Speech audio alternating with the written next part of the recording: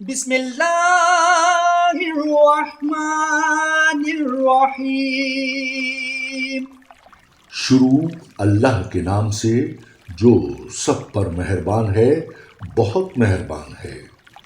جن لوگوں نے کفر اختیار کر لیا ہے اور دوسروں کو اللہ کے راستے سے روکا ہے، اللہ نے ان کے اعمال اکارت کر دیے ہیں۔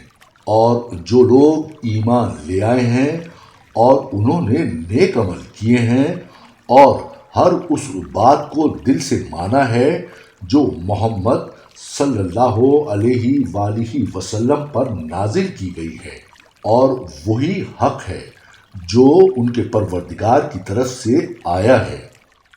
اللہ نے ان کی برائیوں کو معاف کر دیا ہے اور ان کی حالت سنوار دی ہے۔ یہ اس لیے کہ جن لوگوں نے کفر اختیار کیا ہے وہ باطل کے پیچھے چلے ہیں، اور جو لوگ ایمان لائے ہیں وہ اس حق کے پیچھے چلے ہیں جو ان کے پروردگار کی طرف سے آیا ہے۔ اسی طرح اللہ لوگوں کو بتا رہا ہے کہ ان کے حالات کیا کیا ہیں۔ اور جب ان لوگوں سے تمہارا مقابلہ ہو جنہوں نے کفر اختیار کر رکھا ہے تو گردنیں مارو، یہاں تک کہ جب تم ان کی طاقت کچل چکے ہو تو مضبوطی سے گرفتار کر لو، پھر چاہے احسان کر کے چھوڑ دو یا فدیہ لے کر، یہاں تک کہ جنگ اپنے ہتھیار پھینک کر ختم ہو جائے۔ تمہیں تو یہی حکم ہے، اور اگر اللہ چاہتا تو خود ان سے انتقام لے لیتا، لیکن تمہیں یہ حکم اس لیے دیا ہے تاکہ تمہارا ایک دوسرے کے ذریعے امتحان لے۔ اور جو لوگ اللہ کے راستے میں قتل ہوئے، اللہ ان کے اعمال کو ہرگز اکارت نہیں کرے گا، وہ انہیں منزل تک پہنچا دے گا اور ان کی حالت سنوار دے گا، اور انہیں جنت میں داخل کرے گا جس کی انہیں خوب پہچان کرا دی ہوگی۔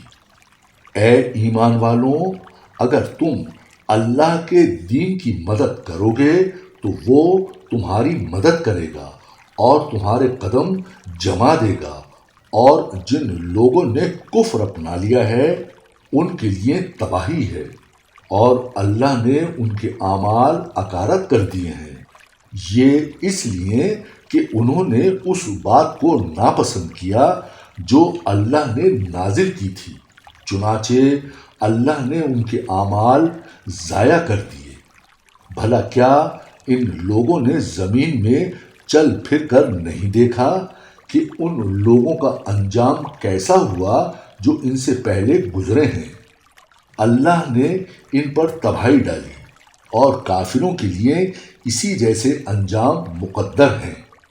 یہ اس لیے کہ اللہ ان لوگوں کا رکھوالا ہے جو ایمان لائیں، اور کافروں کا کوئی رکھوالا نہیں ہے۔ یقین رکھو کہ جو لوگ ایمان لائے ہیں اور انہوں نے نیک عمل کیے ہیں، اللہ ان کو ایسے باغات میں داخل کرے گا جن کے نیچے نہریں بہتی ہوں گی، اور جنہوں نے کفر اپنا لیا ہے وہ یہاں تو مزے اڑا رہے ہیں اور اس طرح کھا رہے ہیں جیسے چوپائے کھاتے ہیں، اور جہنم ان کا آخری ٹھکانہ ہے۔ اور کتنی بستیاں ہیں جو طاقت میں تمہاری اس بستی سے زیادہ مضبوط تھیں جس نے اے پیغمبر تمہیں نکالا ہے، ان سب کو ہم نے ہلاک کر دیا اور ان کا کوئی مددگار نہ ہوا۔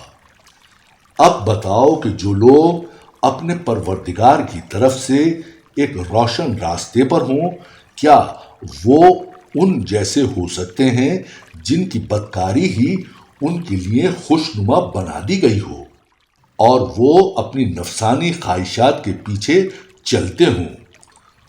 متقی لوگوں سے جس جنت کا وعدہ کیا گیا ہے اس کا حال یہ ہے کہ اس میں ایسے پانی کی نہریں ہیں جو خراب ہونے والا نہیں، ایسے دودھ کی نہریں ہیں جس کا ذائقہ نہیں بدلے گا، ایسی شراب کی نہریں ہیں جو پینے والوں کے لیے سراپا لذت ہوگی، اور ایسے شہد کی نہریں ہیں جو نتھرا ہوا ہوگا، اور ان جنتیوں کے لیے وہاں ہر قسم کے پھل ہوں گے، اور ان کے پروردگار کی طرف سے مغفرت۔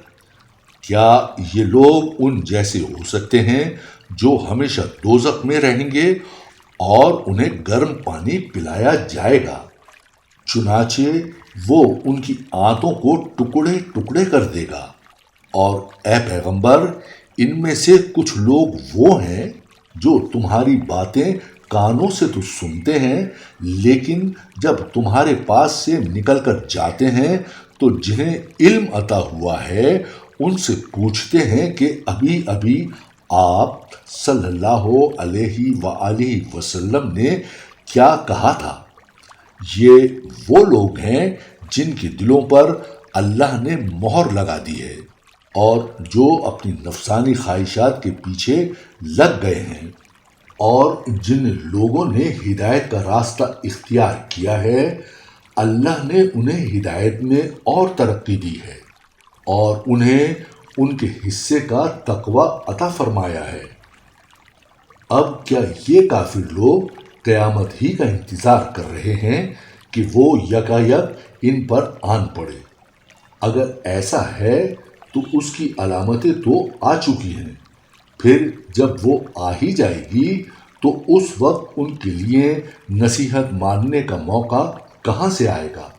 لہذا اے پیغمبر، یقین جانو کہ اللہ کے سوا کوئی عبادت کے لائق نہیں ہے، اور اپنے قصور پر بھی بخشش کی دعا مانگتے رہو، اور مسلمان مردوں اور عورتوں کی بخشش کی بھی، اور اللہ تم سب کی نقل و حرکت اور تمہاری قیام گاہ کو خوب جانتا ہے۔ اور جو لوگ ایمان لائے ہیں وہ کہتے ہیں کہ کیا اچھا ہو کہ کوئی نئی صورت نازل ہو جائے۔ پھر جب کوئی جچی تلی صورت نازل ہو جائے اور اس میں لڑائی کا ذکر ہو تو جن لوگوں کے دلوں میں روگ ہے تم انہیں دیکھو گے کہ وہ تمہاری طرف اس طرح نظریں اٹھائے ہوئے ہیں جیسے کسی پر موت کی غشی طاری ہو۔ بڑی خرابی ہے ایسے لوگوں کی۔ یہ فرما برداری کا اظہار اور اچھی اچھی باتیں کرتے ہیں، لیکن جب جہاد کا حکم پکا ہو جائے اس وقت اگر یہ اللہ کے ساتھ سچے نکلیں تو ان کے حق میں اچھا ہو۔ پھر اگر تم نے جہاد سے منہ موڑا تو تم سے کیا توقع رکھی جائے؟ یہی کہ تم زمین میں فساد مچاؤ اور اپنے خونی رشتے کاٹ ڈالو۔ یہ وہ لوگ ہیں جن کو اللہ نے اپنی رحمت سے دور کر دیا ہے، چنانچہ انہیں بہرا بنا دیا ہے اور ان کی آنکھیں اندھی کر دی ہیں۔ بھلا کیا یہ لوگ قرآن پر غور نہیں کرتے، یا دلوں پر وہ تالے پڑے ہوئے ہیں جو دلوں پر پڑا کرتے ہیں؟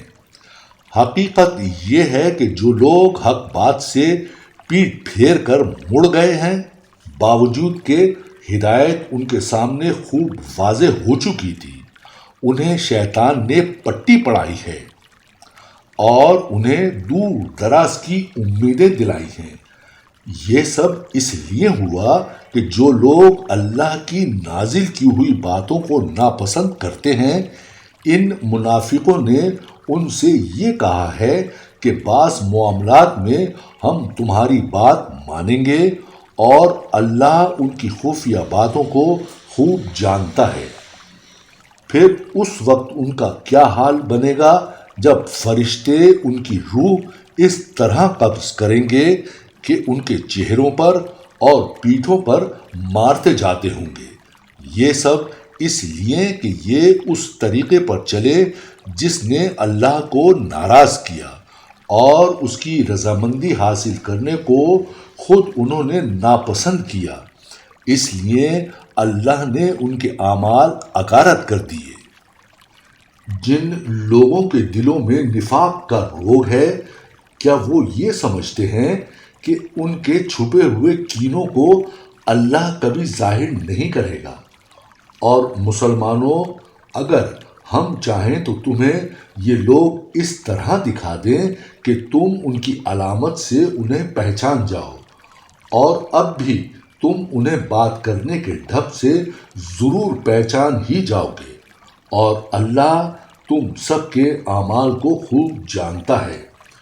اور ہم ضرور تمہیں آزمائش میں ڈالیں گے تاکہ ہم یہ دیکھ لیں کہ تم میں سے کون ہیں جو مجاہد اور ثابت قدم رہنے والے ہیں، اور تاکہ تمہارے حالات کی جانچ پڑتال کر لیں۔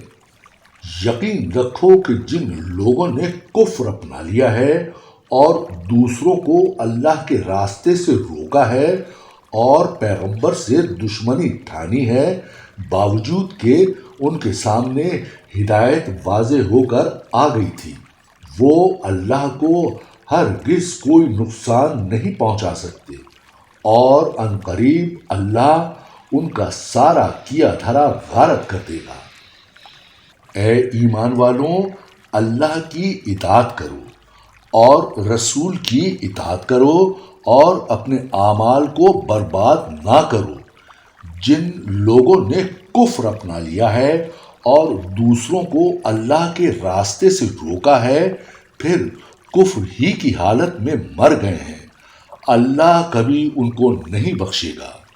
لہذا اے مسلمانوں، تم کمزور پڑ کر صلح کی دعوت نہ دو، تم ہی سر بلند رہو گے۔ اللہ تمہارے ساتھ ہے اور وہ تمہارے اعمال کو ہرگز برباد نہیں کرے گا۔